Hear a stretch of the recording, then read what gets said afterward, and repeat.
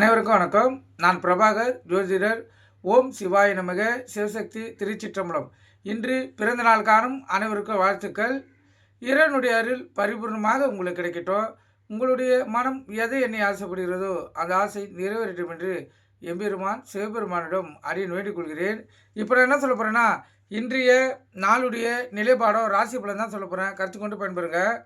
இன்று மார்கழி மாதம் 1, மனதுக்கு இனிய மாதம், இறையருள் பெறக்கூடிய மாதம் இது.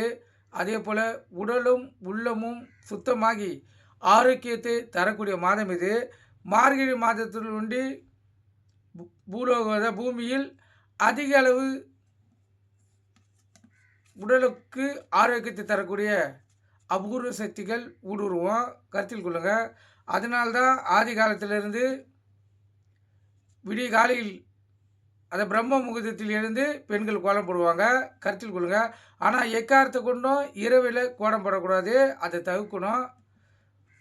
பகலில், அதாவது விடிய காலையில் கோலம் போடக்குள்ள அபூர்வ சக்திகள் உங்கள் உடம்பில் ஊடுருவி உங்கள் உடலில் இருக்கும் நோய்களை எல்லாம் அகற்றி உள்ளத்துக்கும் உடலுக்கும் மகிழ்ச்சியும் ஆரோக்கியத்தையும் கொடுத்து உங்களுக்கு சிறப்பான உடல்நிலை மாற்றி தரும், கருத்தில் கொள்ளுங்கள். விஸ்வாசி மார்கழி 1 இன்று செவ்வாய்க்கிழமை, ஆங்கில வருடம் டிசம்பர் 16, 2025. இன்று சமநோக்கு நாள். நட்சத்திரம் இன்று மாலை 4:28 வரை சுவாதி, பின்பு விசாகம். திதி இன்று முழுவதும் துவாதிசை. யோகம் சித்த யோகம், மரண யோகம். சந்திராச நட்சத்திரம் உத்திராதி, ரேவதி. ராசி பார்த்திங்கன்னா மீன ராசி.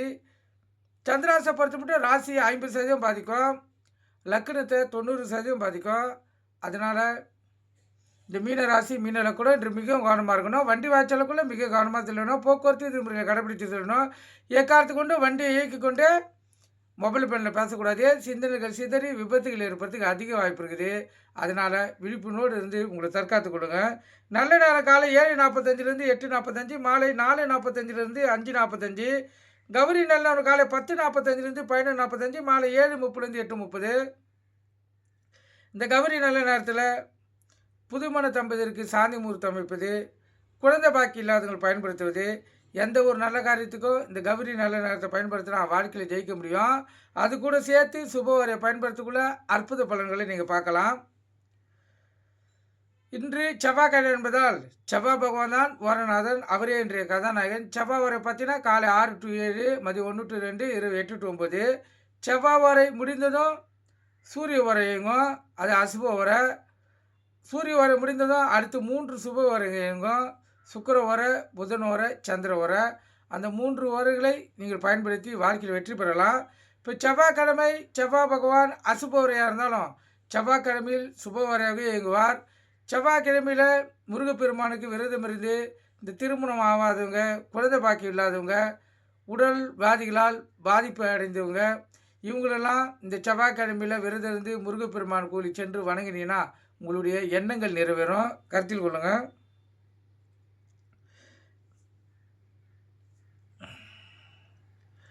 ராவுகாலம் மாலை 3 to 4:30, யமகண்டம் காலை 9 to 10:30, குளிகை மதியம் 12 to 1:30. குளிகைன்னா மாந்தி, மாந்தினா குளிகை. இந்த காலகட்டத்தில் எந்த ஒரு நல்ல காரியமும் கெட்ட காரியமும் செய்யக்கூடாது, இது தீவினையை ஏற்படுத்தும். சூளம் வடக்கு. கோயிலுக்கு சென்றால் வடக்கு சைடு பார்த்து தான் இந்த கற்பூரம் விளக்கு ஏற்றணும். ஏன்னா இன்று வடக்கு தரிசனாத வழி நடத்துவதால் அவர் வழியிலே சென்றால் சிறப்பு. ஏன்னா ஒரு திசை அறிந்து நம்ம வணங்கக்குள்ள நம்மளுடைய எண்ணங்கள் மிக எளிதில் நிறைவேறும், கருத்தில் கொள்ளுங்கள். இப்போ நம்ம ராசி பலன் பார்க்கலாம். முதல் ராசி மேசராசி. மேசராசியை பொறுத்த மட்டும் சிந்தனைகள் சிதறக்கூடிய நாள், கவனமாக இருங்க. எந்த ஒரு செயல் செய்தாலும் நிதானமாக சிந்தித்து செயல்படுங்க, கண்டிப்பாக உங்களுக்கு வெற்றி கிடைக்கும். ரிஷப ராசியை பொறுத்த மட்டும் பரிசு பாராட்டுகள் பெறக்கூடிய நாள், சிறப்பான நாள், மகிழ்ச்சியும் நாள், உள்ள மகிழக்கூடிய நாள்.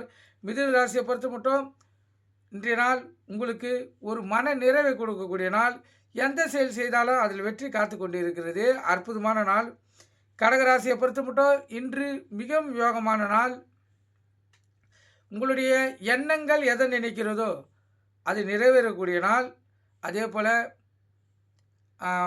வருமானத்துக்கும் பஞ்சம் இருக்காது, அற்புதமான வருமானம் இன்றைக்கி வரும், யோகமான நாள் கடகராசிக்காரர்களுக்கு. சிம்ம ராசியை பொறுத்த மட்டும் இந்த நாள் சுமாராக கூட இல்லை, அதுக்கும் கீழே இருக்குது. எந்த செயல் செய்தாலும் அதில் மிகவும் கவனம் தேவை. கவனம் சிதறிச்சுன்னா பிரச்சனை காத்து கொண்டு இருக்கிறது.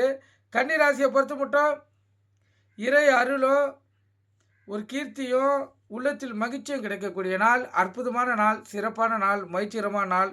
துலா ராசியை பொறுத்த மட்டும் பணவரையும் பொருளுரையும் இல்லை, உடல்வாதிகளோ உடல் சோர்வோ மன சோர்வும் ஏற்படக்கூடிய நாள். அதனால் ஓய்வு எடுக்க வேண்டிய சூழ்நிலை வரும். நீங்கள் சிறு உடல் பயிற்சி செய்து உடலை ஆரோக்கியப்படுத்திங்க. அதே போல் உணவு கட்டுப்பாடு தேவை. விருச்சிக ராசியை பொறுத்த மட்டும் அடுத்தவங்களுடைய கருணை, பரிவு, உதவி, அனுதாபம் இதெல்லாம் ஏற்படக்கூடிய நாள். அதனால் மிகவும் கவனமாக இருந்து உங்களை தற்காத்து கொள்ளுங்க. வண்டி வாய்ச்சலுக்குள்ள கவனமாக செல்லுங்க. ஏக்காரத்தை கொண்டு வண்டியை இயக்கி கொண்டு மொபைல் ஃபோனில் பேசக்கூடாது. சிந்தனைகள் சிதறி விபத்தில் ஏற்படுறது அதிக வாய்ப்பு இருக்குது. தனுசு ராசிக்கும் அதே தான், கருத்தில் கொண்டு பயன்பெறுங்க. அதாவது அடுத்தவங்க உதவி, அனுதாபம், கருணை ஏற்படனால் கவனமாக இருந்து தங்களை தற்காத்து கொள்ளுங்க. மகர ராசியை பொறுத்த மட்டும் இன்பமயமான நாள், மகிழ்ச்சிகரமான நாள், உள்ள மகிழக்கூடிய நாள்.